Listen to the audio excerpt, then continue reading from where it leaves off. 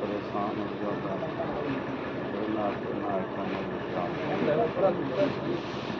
اپنے سے لڑکوں نے مطلب کہ ہم انہیں سوپ دیا لاج بنا اسٹیج پر آنے کا فوج محترم علماء کرام، سامنے بیٹھے ہوئے معزز سامعین کرام، پردہ نشین خواتین اسلام، السلام علیکم ورحمۃ اللہ وبرکاتہ۔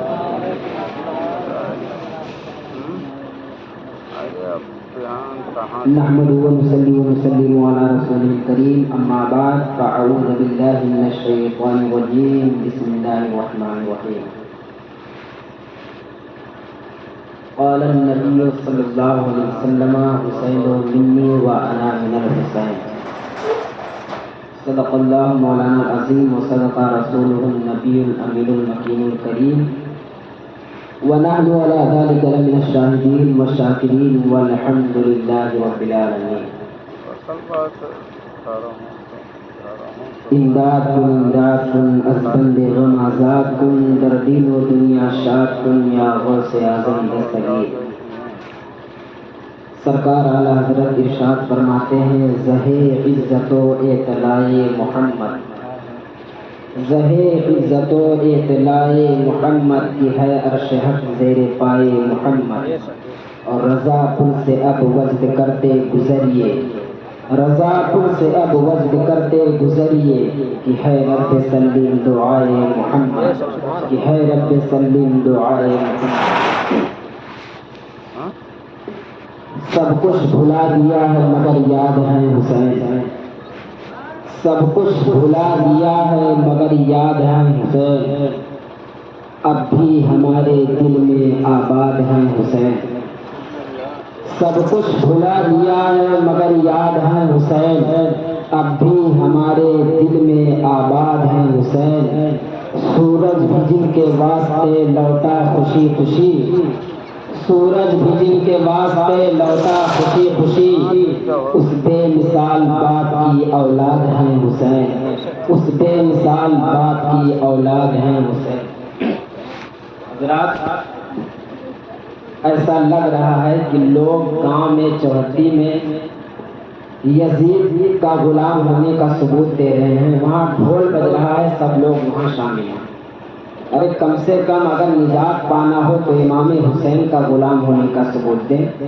حضرات، آپ تمامی حضرات سے میری محبتانہ گزارش ہے، دل سے میں آپ تمام حضرات سے گزارش کر رہا ہوں کہ آپ حضرات آئیں، محفل رسول میں آئیں، امام حسین کا غلام ہونے کا ثبوت دیں، یزید کا غلام ہونے کا ثبوت نہ دیں، کیونکہ جب امام حسین کا سر کاٹا تھا یزیدیوں نے، تو وہ لوگ ڈھول بجاتے ہوئے امام حسین کا سر لے جا رہے تھے۔ تو جو لوگ ڈھول بجاتے ہیں وہ یاد رکھ لیں، وہ یزید کے غلام کہلاتے ہیں۔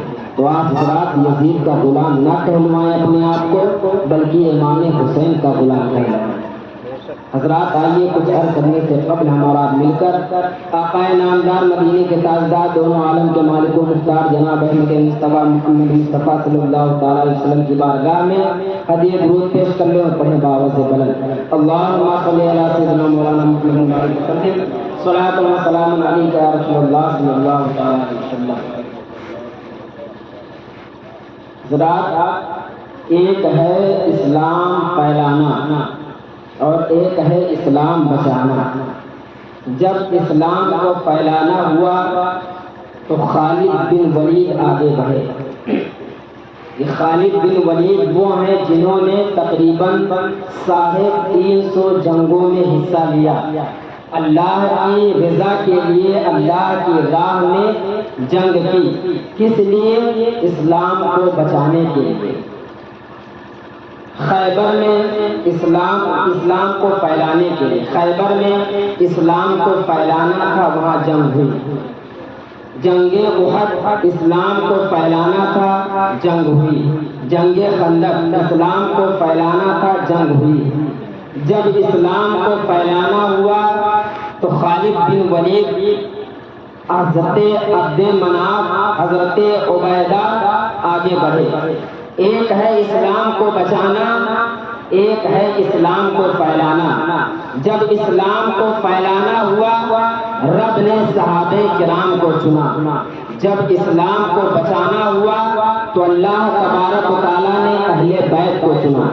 اسلام کو بچانا ہوا تو آگے آگے خالد بن ولید نظر آ رہے ہیں. اسلام کو پھیلانا ہوا عبد مناف نظر آ رہے ہیں. اسلام کو پھیلانا ہوا آگے آگے عبیدہ نظر آ رہے ہیں.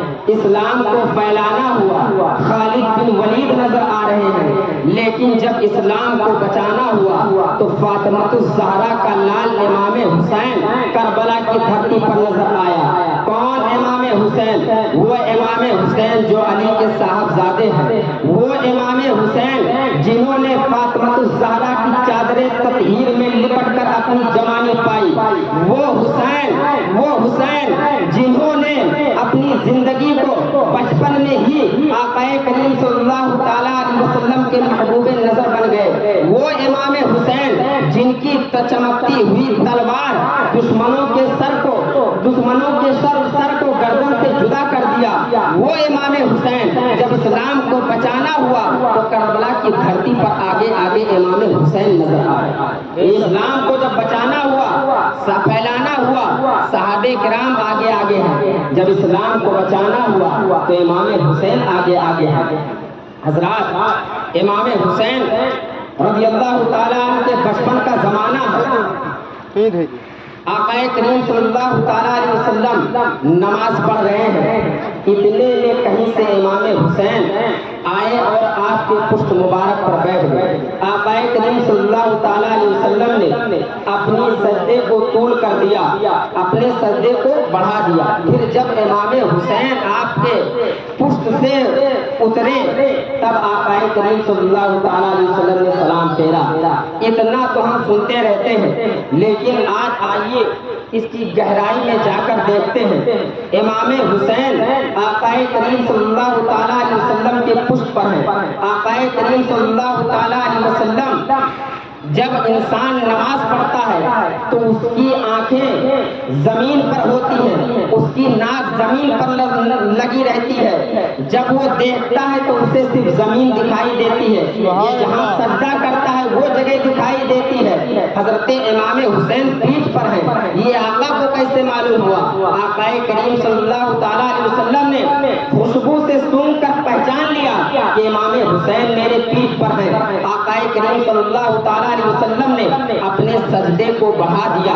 جہاں 3 تسبیح پڑھنی تھی, 5 تسبیح پڑھنی تھی, 7 تسبیح پڑھنی تھی, اب نہ 3 ہے نہ 5 ہے نہ 7 ہے, بلکہ امام حسین جب آپ کے پشت مبارک پر بیٹھے ہیں آقا کریم صلی اللہ تعالیٰ علیہ وسلم نے اپنے سجدے کو بڑھا دیا. کیوں سجدے کو بڑھایا؟ تاکہ ایسا نہ ہو کہ میں سجدے سے سر اٹھاؤں اور میرے حسین زمین پر گر پڑے.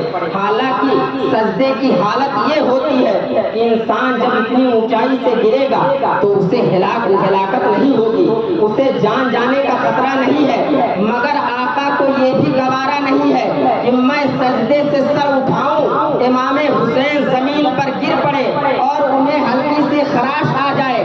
آقا کو اتنا بھی گوارا نہیں ہے کہ امام حسین کو ہلکی سی خراش آ جائے. جب ایک نبی ہو کر یہ کہہ رہا ہے کہ مجھے یہ بھی گوارا نہیں کہ امام حسین کو ہلکی سی خراش آ جائے, تو امتی ہو کر جو امام حسین کے آگے اپنے سر کو اٹھائے گا وہ آقا کو کیسے گوارا ہو سکتا ہے؟ آج کچھ لوگ امام حسین کے آگے اپنے سر کو اٹھاتے ہیں اور ان کے بارے میں طرح طرح کے بیانات دیتے رہتے ہیں. تو جو ان کے آگے سر اٹھائے گا, امام حسین کے سامنے سر اٹھائے گا, آقا کریم صلی اللہ تعالیٰ علیہ وسلم اسے کیسے گوارا کرے گا؟ حضرات ایک اور بات بتاؤں, آقا کریم صلی اللہ تعالیٰ علیہ وسلم فرماتے ہیں جب تم نماز پڑھو تو اس طرح پڑھو گویا تم خدا کو دیکھ رہے ہو, اور اگر یہ نہیں ہو سکتا ہے تو کم سے کم دل میں یہ یقین رکھو کہ خدا تمہیں دیکھ رہا ہے. اب آقا کریم صلی اللہ تعالیٰ علیہ وسلم سجدے میں ہیں, قرب خاص میں ہیں. کس کے قرب خاص میں ہیں؟ اللہ رب العزت کے قرب خاص میں ہیں. آقا کریم صلی اللہ تعالیٰ علیہ وسلم سجدے میں ذکر خدا کر رہے ہیں, تسبیح پڑھ رہے ہیں, سبحان ربی الاعلیٰ پڑھ رہے ہیں، سجدے میں ذکر خدا ہو رہا ہے اور خیال میں امام حسین ہیں، گویا جہاں جہاں تک مصطفیٰ پہنچے وہاں وہاں تک امام حسین پہنچے۔ امام حسین کی یہ عظمت ہے کہ زبان پر آقا کریم صلی اللہ تعالیٰ علیہ وسلم کے ذکر خدا ہو رہا ہے اور خیال میں امام حسین ہے، تو گویا جہاں جہاں تک مصطفیٰ پہنچے یعنی رب تبارک و تعالیٰ کے قرب خاص میں مصطفیٰ پہنچے وہاں وہاں تک امام حسین کا خیال پہنچا۔ یہ حضرت امام حسین کی عظمت، میں نے شعر پڑھا اعلیٰ حضرت کا، زہ عزت و اطلاع محمد کہ ہے عرش زیر پائے محمد۔ اس شعر کا مطلب یہ ہے کہ رب تبارک و تعالیٰ اپنے حبیب پاک صلی اللہ تعالیٰ علیہ وسلم کی عظمت کو، آقا کریم صلی اللہ تعالیٰ علیہ وسلم کی رفعت کو، بلندی کو لوگوں کو بتانا چاہتا ہے۔ آپ کو آقا کریم صلی اللہ تعالیٰ علیہ وسلم کو عرش اعظم پر بلایا، کس لیے؟ تاکہ لوگ جان لیں میرے محبوب کا مرتبہ وہ ہے جس کے قدم کے نیچے عرش ہے، میرے محبوب کا مرتبہ وہ ہے جس کے قدموں کے نیچے عرش ہے۔ رب تبارک و تعالیٰ اپنے حبیب پاک صلی اللہ تعالیٰ علیہ وسلم کی عظمت کو بتانا چاہتا ہے، آقا کریم صلی اللہ تعالیٰ علیہ وسلم کی بلندی کو لوگوں کو دکھانا چاہتا ہے کہ اے لوگوں دیکھ لو میرا محبوب وہ ہے جس کے قدموں کے نیچے عرش اعظم ہے۔ اب یہی شہر جائیے اور ذرا غور سے سنیے کہ وہ مصطفیٰ جس کے قدموں کے نیچے عرش اعظم ہے، امام حسین ان کے پشت پر سوار ہے۔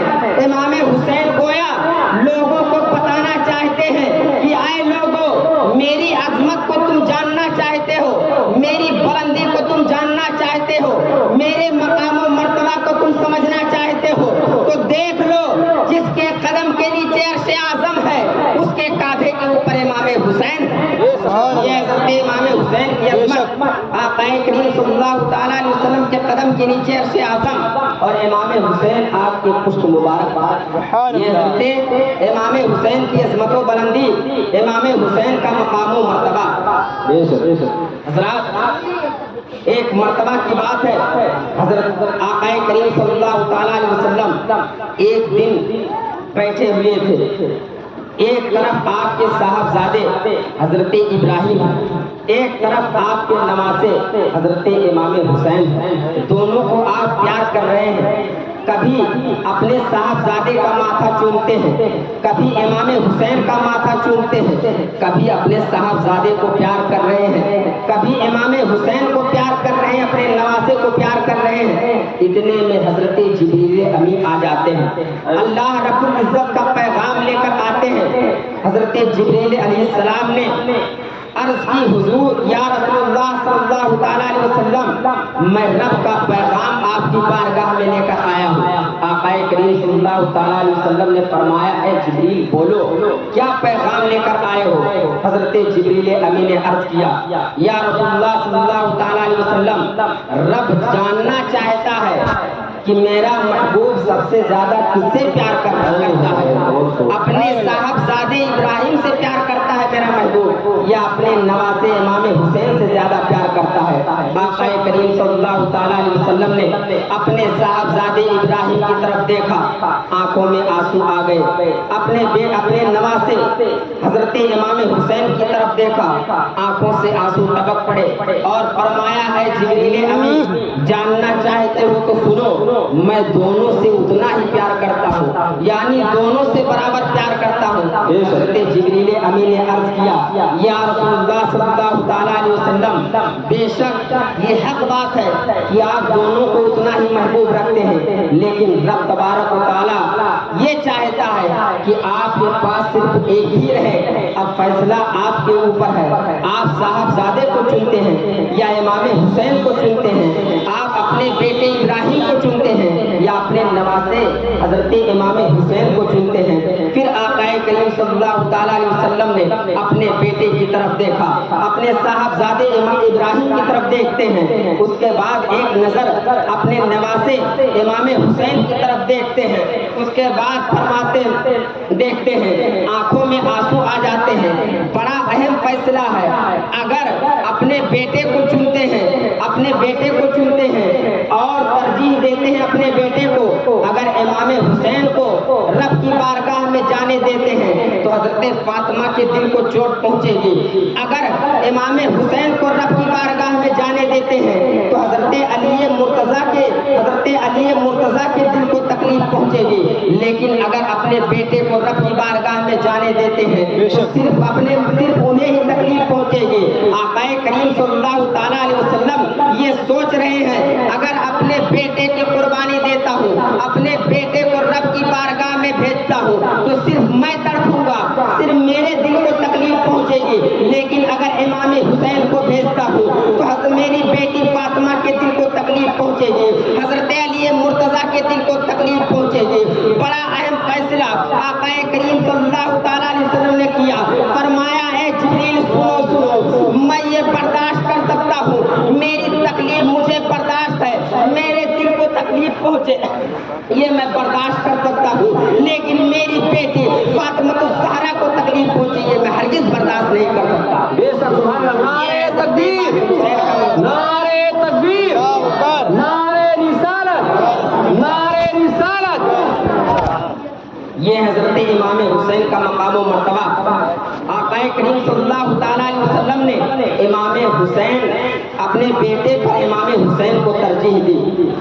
اب کیا باپ کے دل کو تکلیف نہیں پہنچی ہوگی جب یہ فیصلہ باپ نے کیا کہ میرا بیٹا اس دنیا سے چلا جائے؟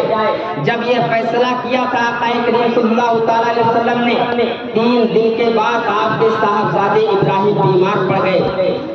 آپ کے صاحبزادے ابراہیم بیمار پڑ گئے. آپ نے اپنے صاحبزادے ابراہیم کو اپنی گود میں, اپنے بیٹے کے سر کو اپنی گود میں رکھتے ہیں, اپنے بیٹے سے گفتگو کرتے ہیں, آنکھوں میں آنکھیں ملا کر بات کر رہے ہیں.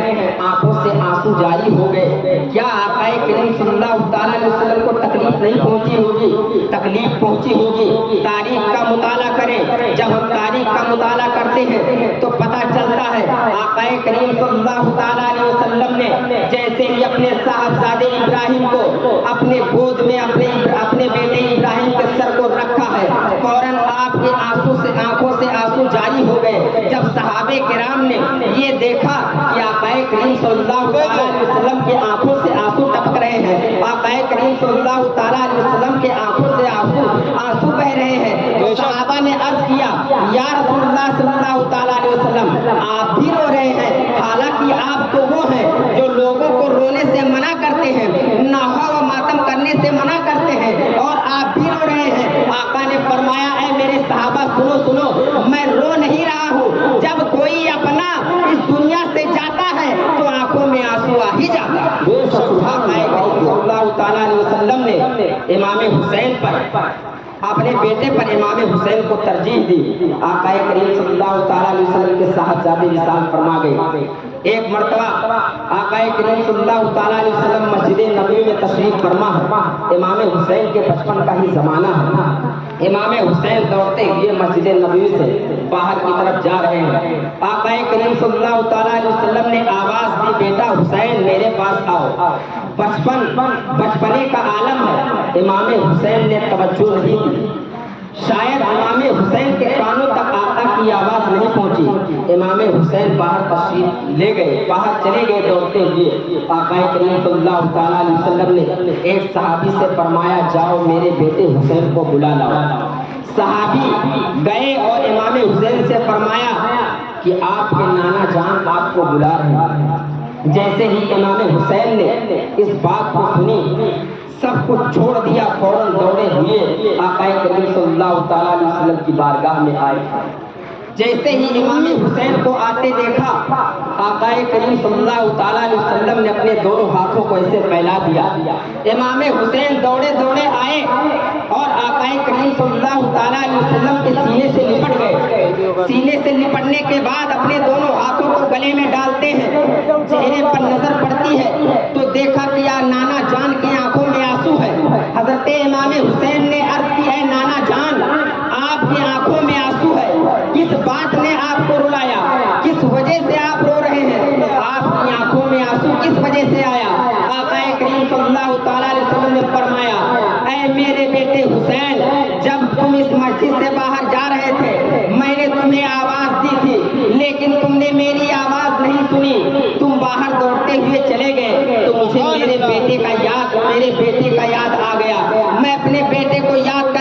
لگا ہوں، اے مائے میرے بیٹے حسین تم وہ ہو جس کی وجہ سے میں نے اپنے بیٹے کی قربانی دے دی ہے. اتنا کہنا تھا. آقا کریم صلی اللہ تعالیٰ علیہ وسلم نے جب اتنا کہا، امام حسین نے اپنی آنکھوں میں آنسو بھرا. آنسو بھرنے کے بعد کہتے ہیں، اے نانا جان وہ وقت آ لینے دیجئے، آپ نے مجھ پر ایک قربان کیا ہے، جب وہ وقت ایک وقت وہ آئے گا میں آپ پر 72 جانثار کو قربان کر دوں گا. یہ حضرت امام حسین رضی اللہ تعالیٰ عنہ. حضرت وقت قلت دامنگیر ہے. خصوصی خطیب اسٹیج پر رونق افروز ہو چکے ہیں. میں اپنی گفتگو کو ختم کر رہا ہوں. رب تبارک و تعالیٰ کی بارگاہ میں دعا ہے میرے بولنے میں مدنی سامان لفظ سے معاف فرمائے اور ہم تمامی حضرات کو اہل بیت سے محبت کرنے کی توفیق عطا فرمائے. اہدنا الصراط المستقیم پر چلنے کی توفیق عطا فرمائے. وما علینا الا البلاغ.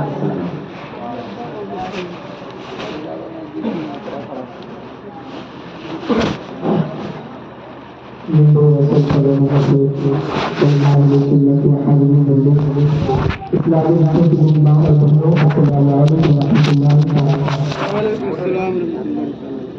علیکم.